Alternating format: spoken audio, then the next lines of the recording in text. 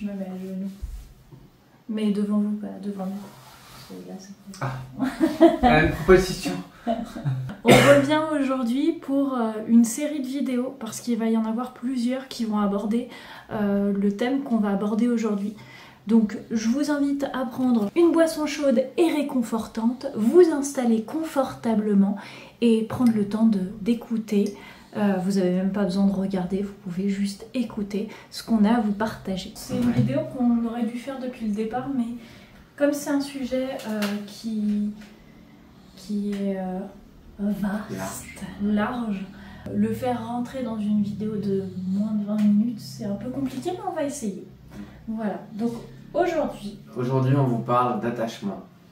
C'est une notion qui est très importante parce qu'elle conditionne énormément de nos interactions avec notre environnement et elle va fortement influer notre engagement dans les relations affectives. Voilà. Donc l'attachement, c'est quelque chose qui va se jouer à notre naissance avec nos figures parentales. Qu'on appelle caregiver. Voilà. En fait, pourquoi ça se joue à ce moment-là? Parce qu'un enfant, quand il vient au monde, il a besoin d'un support extérieur pour survivre. Donc il va avoir besoin de caregiver.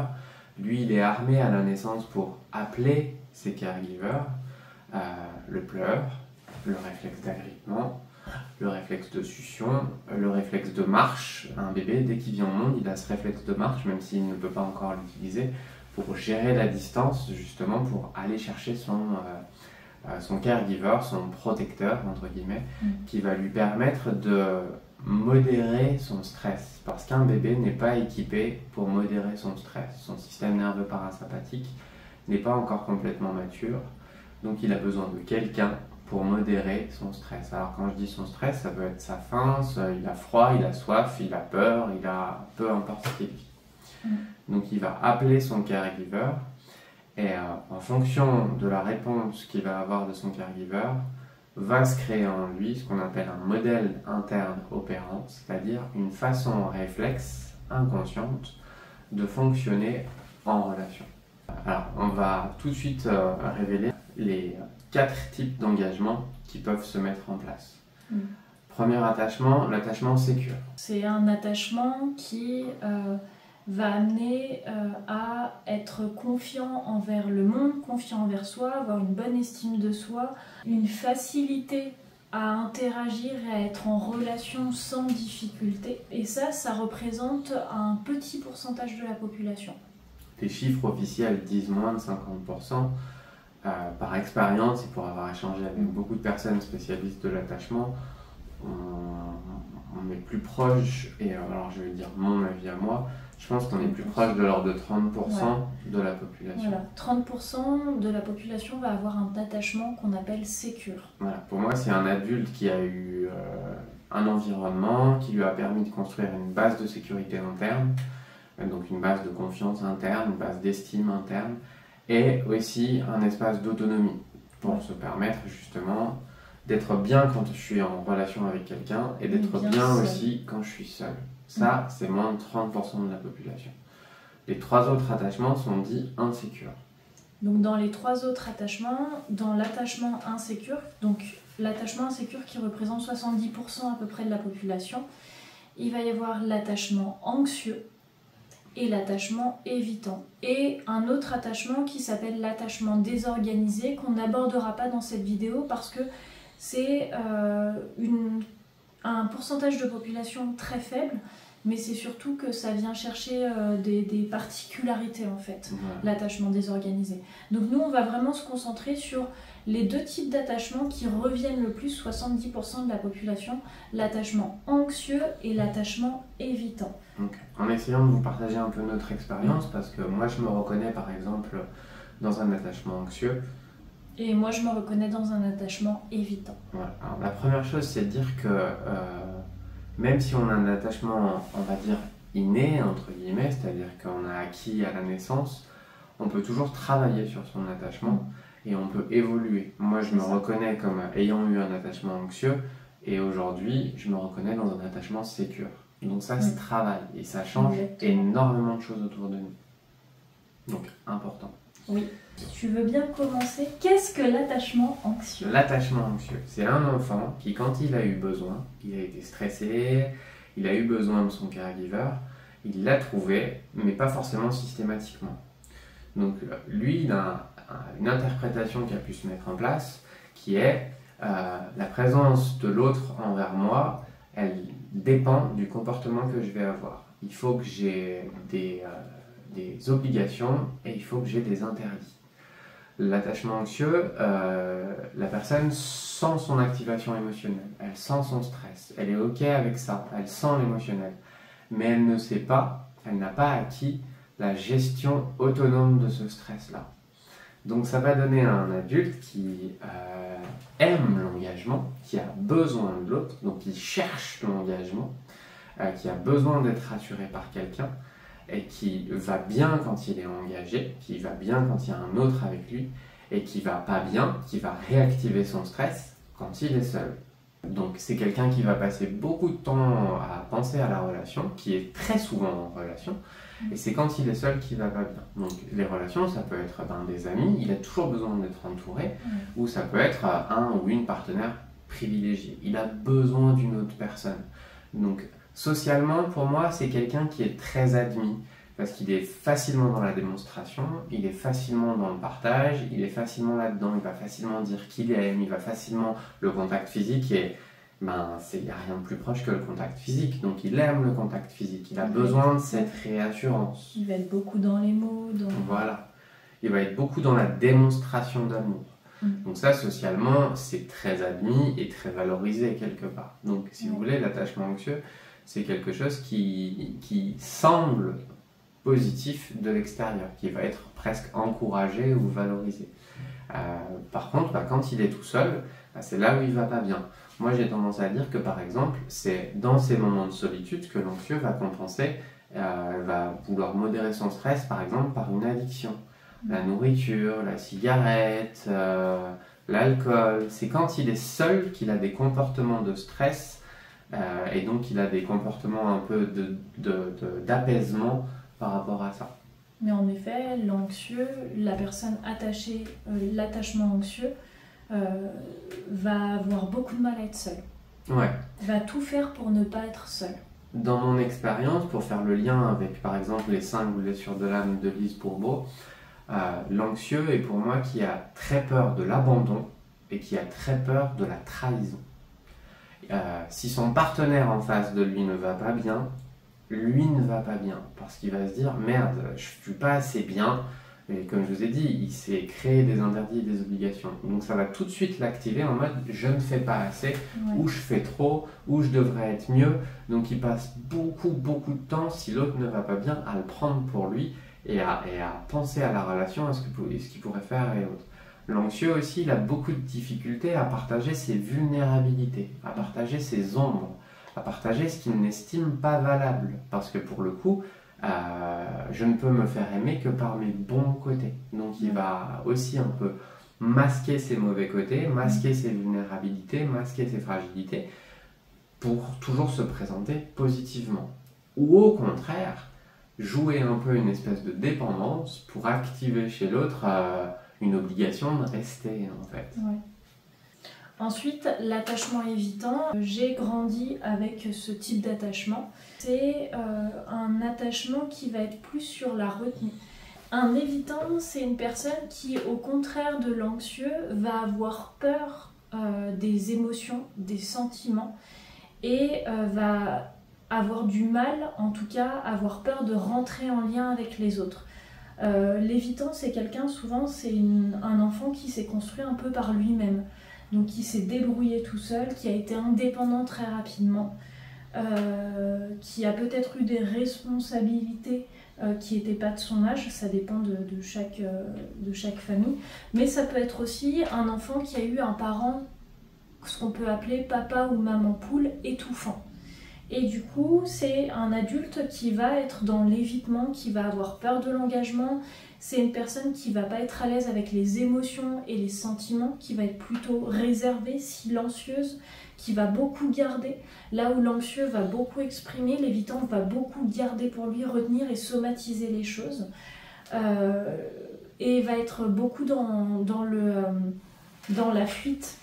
C'est vraiment quelqu'un qui va avoir beaucoup de mal à être en interaction, en engagement avec quelqu'un s'il y a de l'émotionnel et du sentimental.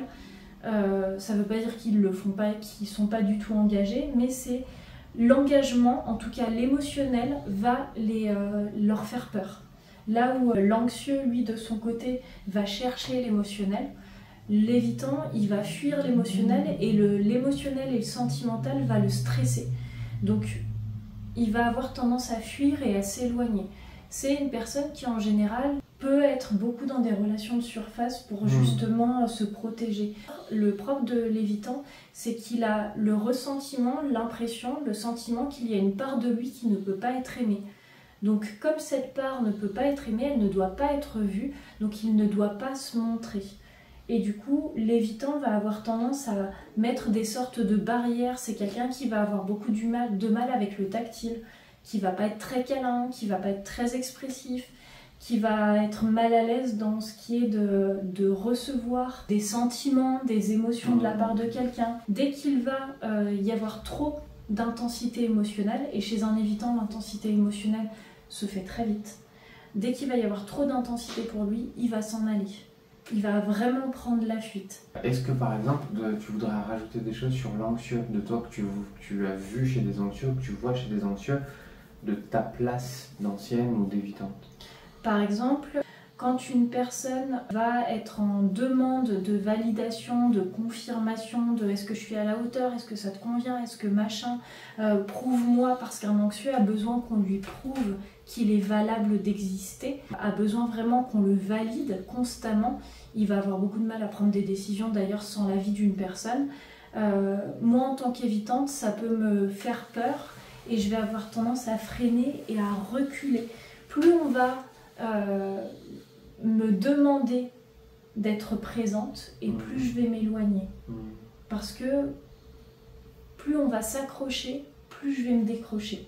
Ouais, de l'extérieur, pour envoyer la question, les évitants, moi je les vois, souvent dans leur discours, on va avoir ces choses-là de faut être fort, faut être libre, faut être indépendant. Ouais. Tu vois, il y a ce côté-là. Moi j'ai tendance à voir que parfois, alors c'est pas entièrement vrai, mais l'évitant peut être très mal à l'aise quand on lui demande de choisir. Tu veux ça ou ça. Quand on lui demande de s'engager, en fait. Ça peut le mettre très mal à l'aise. Si on lui demande de choisir quelque chose, il peut fuir un peu la question ou la contourner. Il n'aime pas forcément ça, en fait. L'évitant, plus la charge émotionnelle, mais tu l'as dit, je crois, est forte, plus il a besoin de se retirer.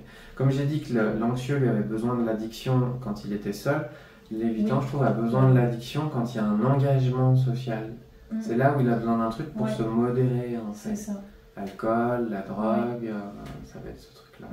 Un évitant, par exemple, contrairement à l'anxieux, va être très bien avec lui. Souvent, un évitant, il est OK avec lui, il est bien avec lui-même, il pense... Ouais, c'est les mettre en bémol. Il pense savoir gérer ses émotions et se gérer, mais je dis bien pense parce que dans les faits, en fait, il ne les gère pas du tout, il les somatise, donc il les éteint. C'est un peu comme s'il les mettait sous le tapis ou dans le placard bien fermé à clé en se disant « non mais c'est rien, non mais ça n'existe pas ». Et en fait, ça va lui sauter à la gueule d'un moment. Mais un évitant n'a pas peur d'être seul. Pas du tout. C'est quelque chose d'ailleurs chez un évitant qui est important aussi parce que comme l'évitant a un degré on va dire, de telle tolérance à l'émotionnel qui est relativement restreint, eh bien, il peut très vite se sentir surchargé et a régulièrement besoin de se retrouver seul, de mettre de la distance avec les gens. Là où l'anxieux va être dans la recherche de « j'ai besoin tout le temps d'être avec quelqu'un ». Je ne peux pas être seul. Un évitant, il va préférer être seul que être entouré de monde tout le temps. Ce que me rapportent parfois les évitants que j'accompagne ou autres, c'est que, par exemple, si dans un contexte social, ils ne peuvent pas se retirer, en fait, ils vont se dissocier. Ils vont tu vois, ils vont plus être engagés psychiquement et autres. Je pense à quelqu'un qui me dit, je me mets en blanc. Ouais. Comme si les choses, en fait, il les laissait couler sur eux et qu'en fait, ils sont plus là, en fait, Ouais, quelque pour part. expliquer un petit peu, c'est exactement ce qu'il disait. La dissociation, et vraiment, on va l'expliquer de manière très succincte, c'est cet état que vous devez sûrement retrouver et ressentir parfois, où vous êtes présent physiquement, mais mentalement, il n'y a plus personne. Vous n'êtes plus là, vous ne ressentez plus rien. Il y a comme une imperméabilité à tout ce qui se passe autour de vous et vous devenez spectateur de ce qui se passe sans ressentir quoi que ce soit.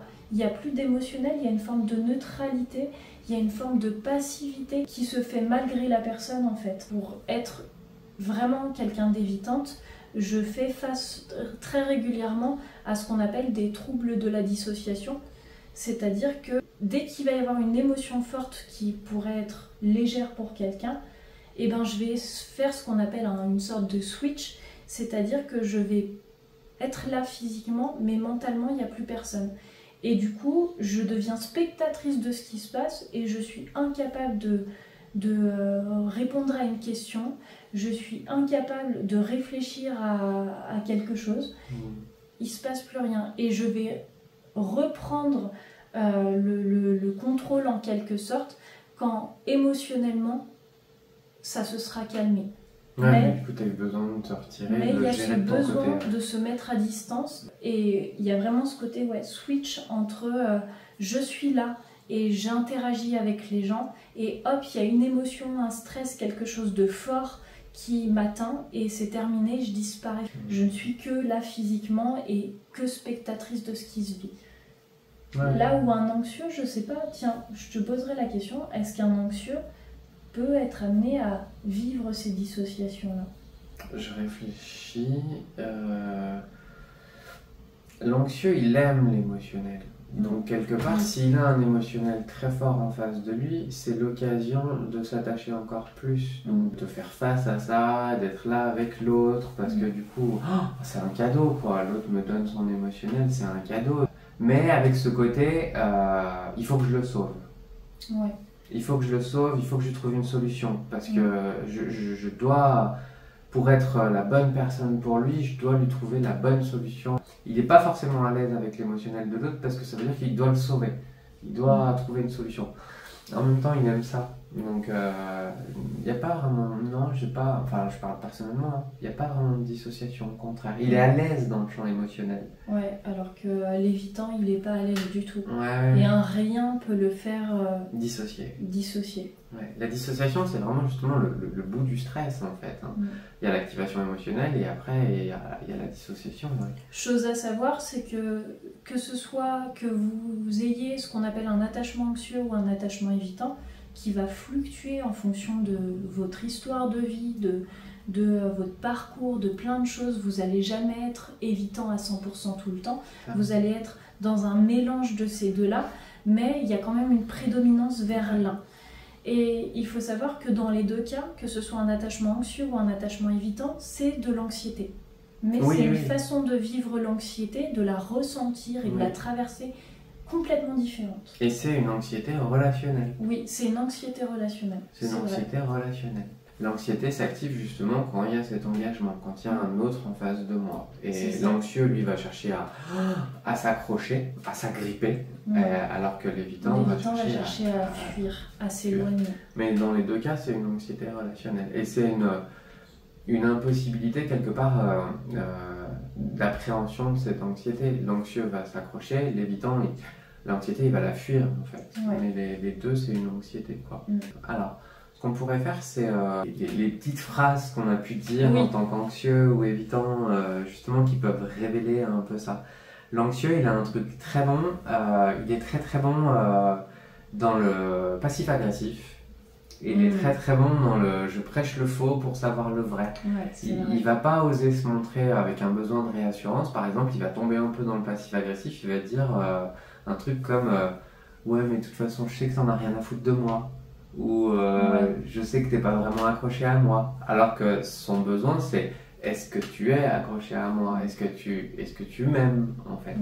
La question première de l'anxieux, c'est est-ce que tu m'aimes? Mais comme c'est pas toujours bienvenu de le dire comme ça va être ouais mais de toute façon t'en as rien à foutre de moi. De toute façon, tu penses qu'à toi, de toute façon, machin. Il est très dans le passif-agressif, comme ça, dans ces phrases-là. C'est jamais assumé, en fait, son besoin de réassurance. Ouais, alors que l'évitant, c'est pas qu'il n'a pas un besoin de réassurance, parce qu'il en a besoin aussi, parce que il y a L'attachement, de toute façon, c'est vital. un trouble de l'attachement, c'est ce qu'on appelle des troubles de l'attachement. Ouais. Il a vraiment un trouble de l'attachement, donc il a besoin lui aussi de réassurance, d'être réassuré par l'autre, mais dans une demi-mesure. Ouais. C'est-à-dire que, par exemple, un évitant, quand on va lui poser une question qui le concerne, alors il va avoir aucune difficulté à partager des choses qui sont de l'ordre de l'extérieur, à interagir sur des sujets, à discuter de certaines choses, mais dès que ça va toucher à la personne qu'il est, dès que ça va toucher à ses émotions, à sa vie personnelle même, ça va devenir un enfer. Ça va créer un court-circuit et la personne va vraiment être dans un état de stress suffisamment important pour éluder, pour éviter. C'est un détournement aussi, mais un détournement pour parler d'autre chose. C'est-à-dire que la personne évitante, si on lui demande « est-ce que tu m'aimes » ou « qu'est-ce que t'en penses »,« est-ce que ça te convient » ou des choses comme ça, la personne, si ça lui convient pas, déjà elle va pas le dire. Elle va ou se taire ou dire « mais toi, est-ce que ça te convient ?» Tu vois le côté de la question. Le truc. Ouais. Voilà. Ou pourquoi ça me conviendrait pas, tu vois, un peu. Voilà. En fait, pour faire plus simple, un évitant va tendance à être silencieux. Plutôt que de mentir, il va rien dire. C'est plus facile pour lui de se taire que de mentir sur quelque chose. Donc généralement, un évitant, s'il n'est pas d'accord, si quelque chose ne lui convient pas, il va faire silence. Par contre, si ça lui convient, il va être en mesure de pouvoir l'exprimer. Ouais, ça revient à ce que je disais, il peut être mal à l'aise quand il faut choisir. Donc, il va être mal à l'aise à exprimer des choses, donc il va préférer le silence plutôt que d'exprimer ce qu'il ressent ou ce qui le traverse. Ouais. Parce qu'encore une fois, parler de ses émotions, de ses sentiments, c'est quelque chose qui... Je pense à une question, par exemple, qui peut mettre mal à l'aise un évitant, c'est quand on dit souvent, par exemple, qu'il faut placer le cadre relationnel, machin et tout. Si tu demandes à un évitant, mais on est quoi ? Mais c'est quoi notre relation ? Et c'est là où il peut un peu éluder aussi. J'ai cette croyance ancrée à l'intérieur de moi que la personne va faire la démarche, que la personne va prendre la responsabilité. C'est elle qui va choisir. De choisir et de décider pour nous deux. Et que j'aurais pas de choix à faire. Ça, c'était avant.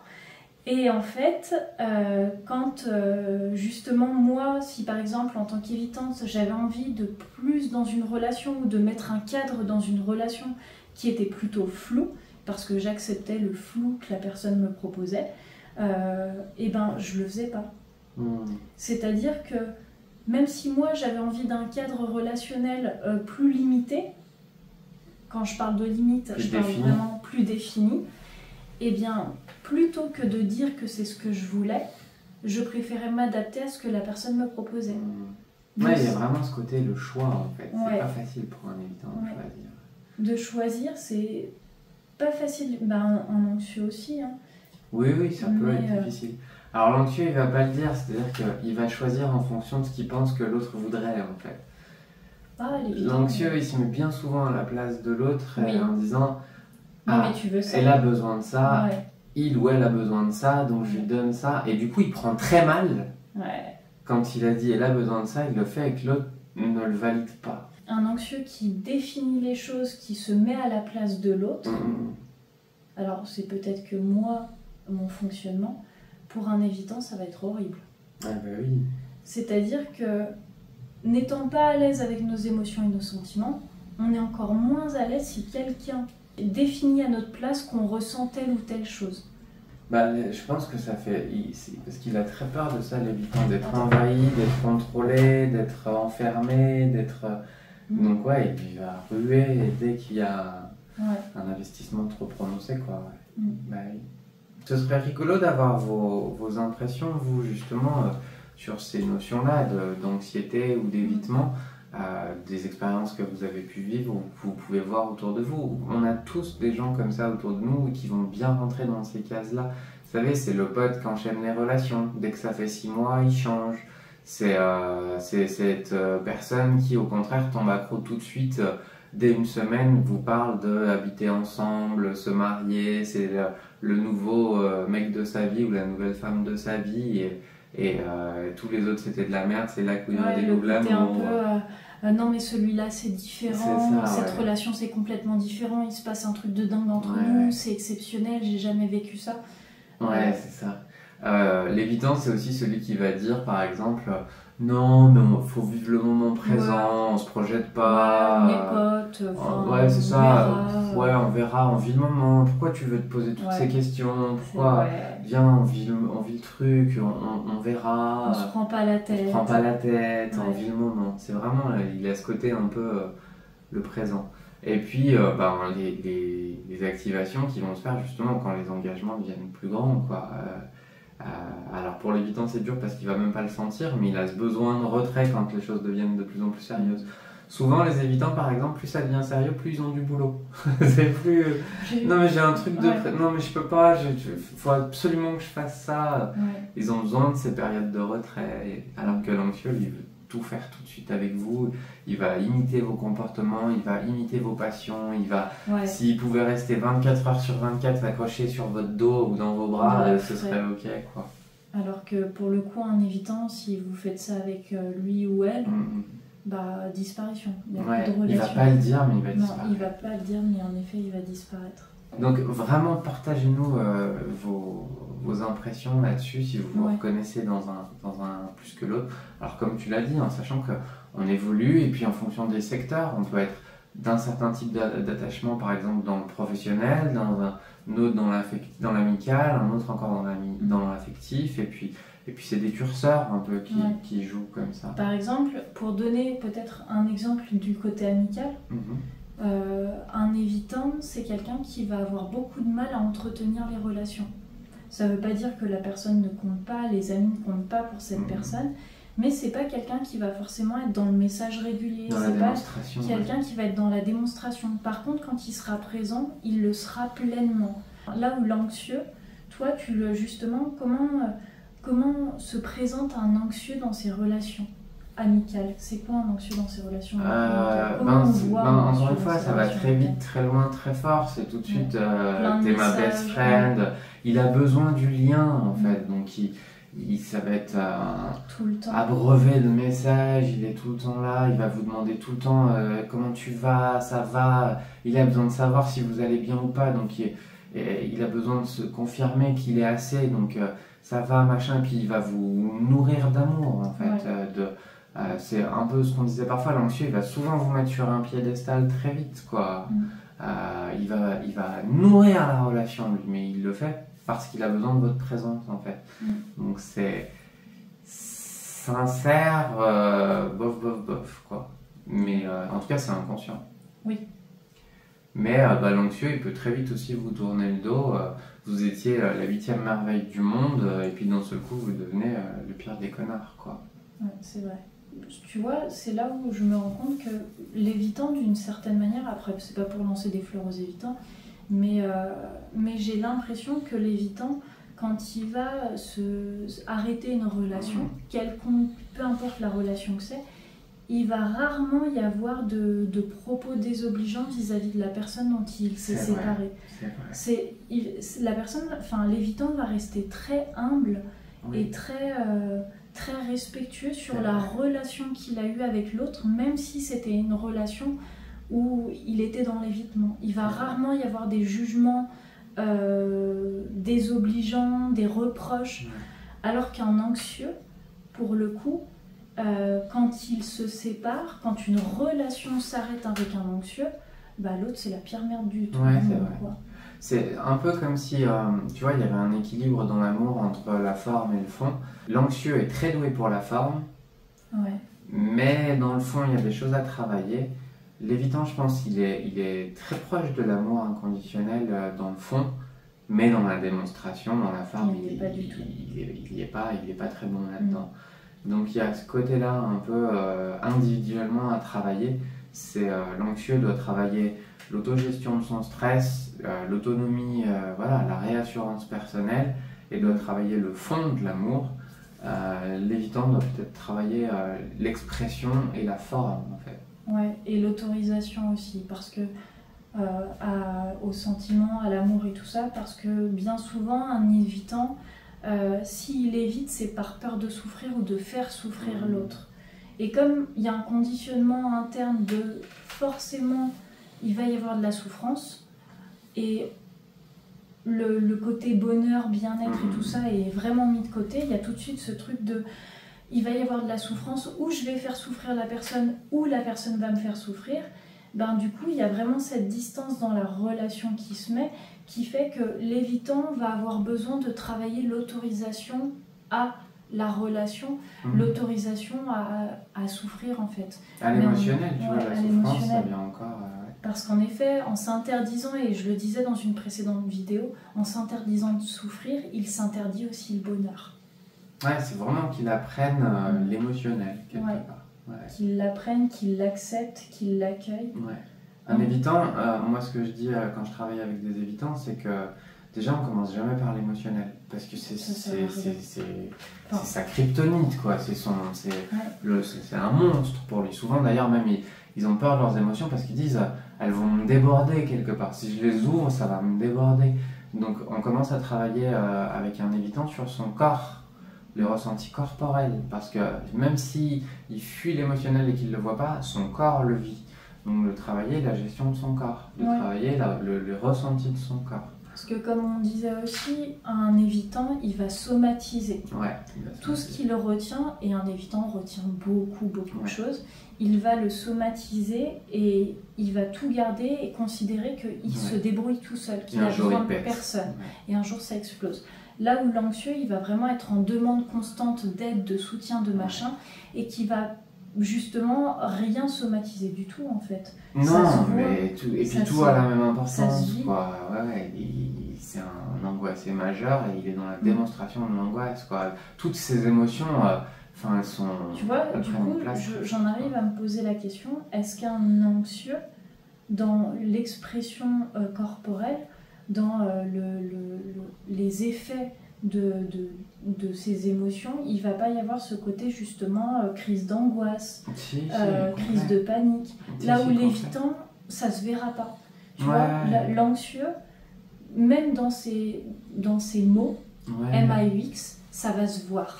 Parce qu'un anxieux, en fait, justement, il sent la charge émotionnelle, mais il se sent inconsciemment incapable de faire par lui-même. Donc t'imagines l'état d'insécurité dans lequel il est, en fait. L'émotionnel est insécurisant au possible. Il me faut quelqu'un en permanence, parce que si une émotion me tombe dessus, il me faut quelqu'un. Donc il me faut un partenaire, ou il me faut des amis, il me faut quelqu'un avec qui me sauve la vie, parce que je peux mourir à n'importe quel moment de cette émotion, en fait. Un truc aussi qui revient beaucoup pour l'anxieux, c'est que c'est des personnes qui vont beaucoup être dans la ritualisation des choses. Ils vont avoir besoin de tel truc à tel moment, par exemple telle gourde, j'ai besoin de cette gourde, j'ai besoin de ça, d'avoir toujours ça avec moi pour me sentir en sécurité. Il faut un truc extérieur. Il faut quelque chose d'extérieur. C'est vraiment, je le vois vraiment comme ce côté, les anxieux, ils ont vraiment besoin de rituels, de ritualiser des choses, là où les évitants, les rituels, ça va les saouler.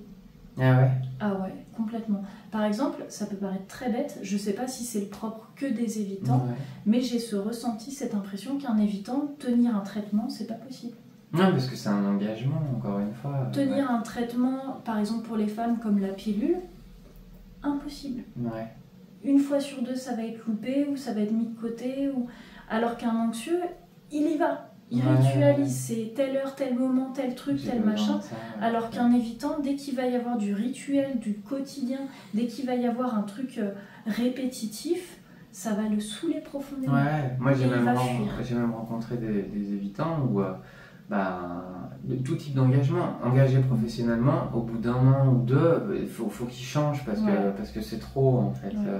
Je suis engagé, on me donne des responsabilités, on me donne des trucs, et non, il faut que je me barre en fait. Et souvent pour se barrer, à ce moment-là, il va se mettre à voir tous les mauvais côtés de la situation ou tous les mauvais côtés de l'autre. Il va même chercher une raison à justifier son mal-être. Donc, il essaye de me contrôler, il essaye de machin, il essaye de me truc. Et en fait, je suis pas heureux là, moi je suis fait pour être libre. Et tu vois, à ce moment-là, quand il est activé, il peut devenir un peu mauvais et rejeter toute la responsabilité à l'autre de son mal-être.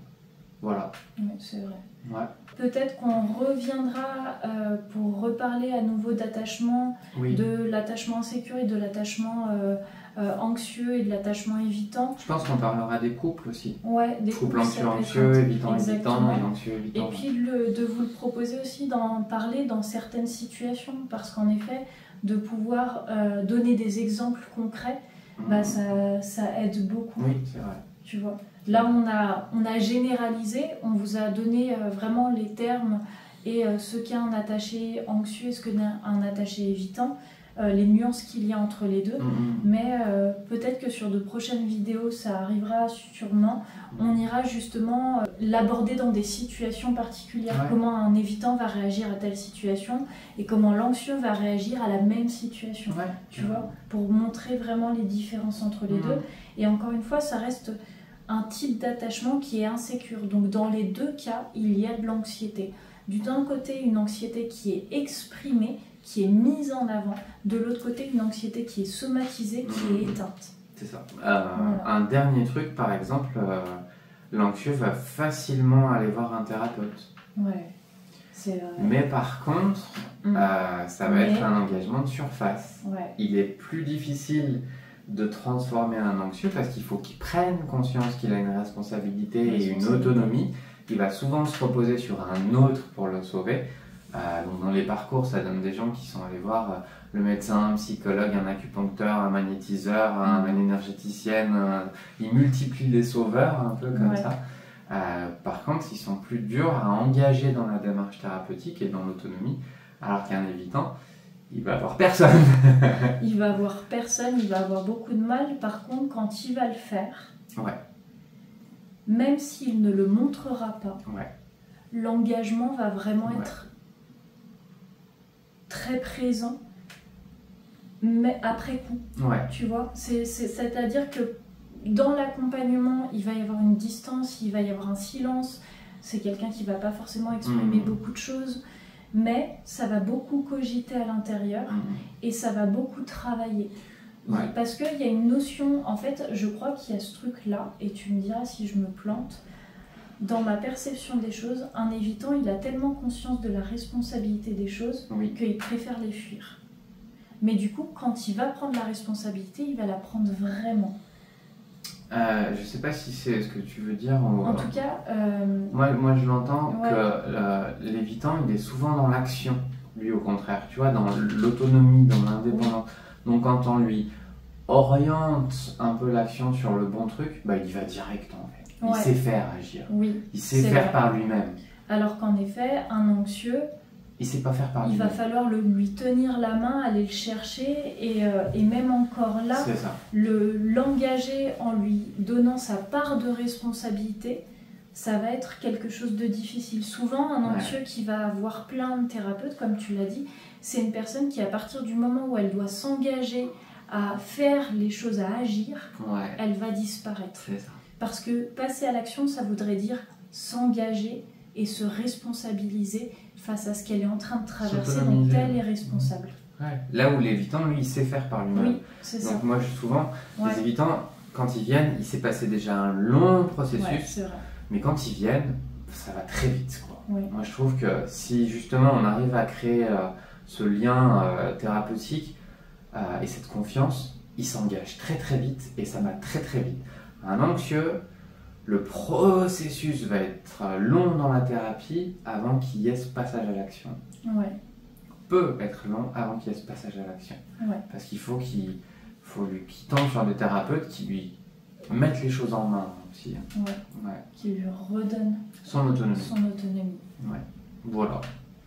Voilà. Donc, si vous avez des questions, des commentaires, des remarques, n'hésitez pas, on sera un plaisir d'y répondre. N'hésitez pas aussi à nous proposer à nous poser des questions, à nous proposer des sujets à aborder, peut-être des problématiques que vous pouvez rencontrer, qu'on pourrait aborder de manière générale. N'hésitez pas à le faire, ça nous fera plaisir de pouvoir échanger, partager autour de ça. Et voilà. En attendant, prenez soin de vous et surtout... Mais maintenant à chaque fois t'attends là? C'est pour faire de Mais oui. Parce que les gens ne se doutent pas de ce que je vais dire, bien sûr, vous ne vous doutez pas de ce que je vais dire. Je ne dirai jamais le... Et des bisous. Bah non, je dis pas des bisous. Et surtout des bisous. Et surtout des bisous.